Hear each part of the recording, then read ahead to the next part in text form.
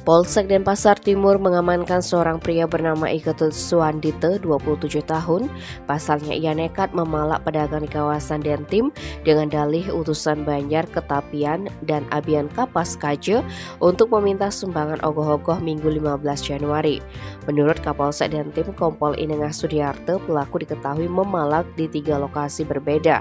Pertama di toko sepatu Surabaya, Jalan WR Supratman, Banjar Abian Kapas Kaje. Lalu penjual pisang dan rombong roti bakar di Pasar Ketapean, Jalan Keterangan, Banjar Ketapean.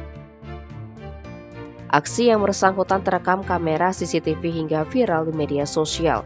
Setelah melakukan penyelidikan, tim Opsnal Reskrim Polsek Dentim dikomandoi Kanit Reskrim Ibtu Galih Arta Wiguna mendapatkan informasi bahwa pelaku berada di rumahnya kawasan Desa Mas, Ubud, Gianyar. Akhirnya Senin 16 Januari sekitar pukul 20, Suandite diamankan di rumahnya dan dibawa ke Mapolsek Dentim. Saat diinterogasi, pria yang bekerja sebagai buruh bangunan ini mengaku telah memalak toko sepatu Surabaya sebesar Rp400.000 dan penjual pisang di Pasar Ketapean sebesar Rp280.000.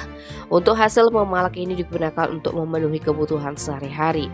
Lantaran perbuatan nakalnya itu viral, orang tua pelaku langsung mengantarkannya ke pedagang yang dipalak untuk meminta maaf dan mengembalikan uang tersebut.